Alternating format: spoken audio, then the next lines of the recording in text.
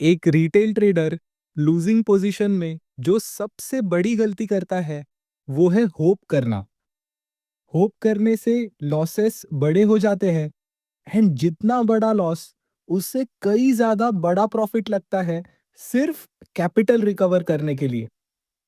इस वीडियो में first part में हम सिंपल मैथ से समझेंगे कि क्यों स्टॉप लॉस नॉन निगोशिएबल है एंड सेकेंड पार्ट में मैं आपको एक पावरफुल इंसाइट दूंगा, बाउंस आफ्टर वीकनेस।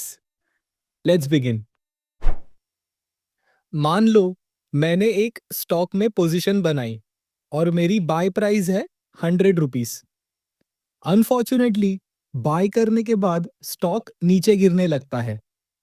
अब हर इंपॉर्टेंट लेवल पे हम दो चीजें नोट करेंगे।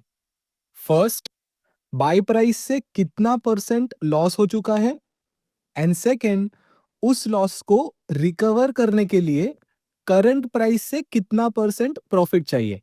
ठीक है, let's begin. First level is 95 rupees, यानी 5% लॉस।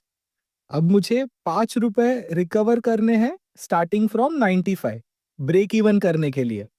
सो 5 डिवाइडेड बाय 95, मुझे 5.2% का प्रॉफिट चाहिए। मैनेजेबल है। ओके, सेकेंड लेवल 90 रुपीस, यानी 10% का लॉस। अब ब्रेक इवन करने के लिए मुझे 11% प्रॉफिट चाहिए। अभी भी कंट्रोल में है। अब देखते हैं थर्ड लेवल 75, यानी 25% का लॉस। अब 25 रुपए कमाने हैं, स्टार्टिंग पॉइंट है 75, मतलब 33% का प्रॉफिट चाहिए मुझे कैपिटल रिकवरी के लिए। देखिए यहां से ना गेम टफ होने लगा है। फोर्थ लेवल है 67, यानी 33% का लॉस। यहां मुझे 49% प्रॉफिट चाहिए, almost 50%। And last but not the least, stock का आधा हो जाना, यानी 50% लॉस।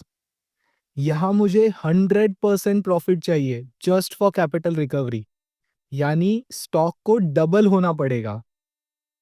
तो फर्स्ट पार्ट का कंक्लूजन ना काफी क्लियर है। जैसे ही ओपन पोजीशन आपके अगेंस्ट जाने लगे, आपके पास दो ऑप्शंस होते हैं, या तो मैथ्स या तो होप। अगर होप करोगे फिर तो आप ट्रेडिंग कर ही नहीं रहे हो, मार्केट आपका अकाउंट चला रहा है। So always choose maths. 10% से ज्यादा का लॉस कभी नहीं लेना, हमेशा कैपिटल प्रोटेक्ट करना। Because remember, no capital means no trading. अब आते हैं सेकेंड पॉइंट पे, जो और भी इंटरेस्टिंग है, बाउंस आफ्टर वीकनेस। देखिए, अगर कोई स्टॉक आपके बाइंग प्राइस से 25% या ज्यादा करेक्ट हो चुका है ना, तो बहुत हाई चांसेस है कि आपने स्टॉक को अपने स्टेज 4 डाउन ट्रेंड में पकड़ लिया है। एंड ये डाउन ट्रेंड्स कई हफ्तों तक चलते हैं, sometimes even months. Worst part is, down trend खत्म होने के बाद आता है साइडवेज कंसोलिडेशन, जिसे हम स्टेज 1 बेसिंग भी कहते हैं। एंड ये स्टेज 1 भी कई महीनों तक चल सकता है। अब ये सब मैं आपको क्यों बता रहा हूँ? बिकॉज बहुत लोग जब एक स्टॉक में 30 या 40% भी डाउन होते हैं ना, तब भी होप करते हैं कि बाउंस आएगा, बाउंस आएगा।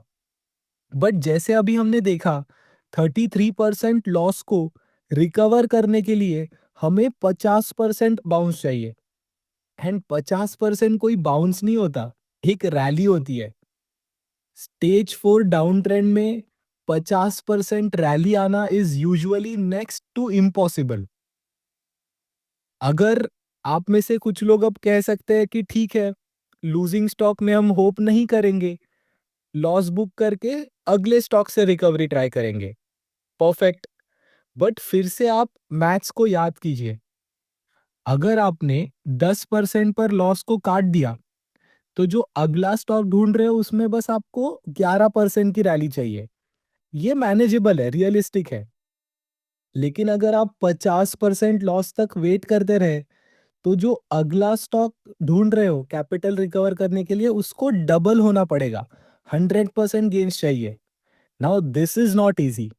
सो फिर से वही कंक्लूजन है, always use stop loss and never take more than 10% loss. Now अगर आप अपना ओरिजिनल स्टॉप लॉस तोड़ देते हो, एसएल को नीचे नीचे शिफ्ट करते हो, तो लेफ्ट वाले वीडियो पे क्लिक कीजिए। मैं आपसे वही मिलूंगा। Bye bye.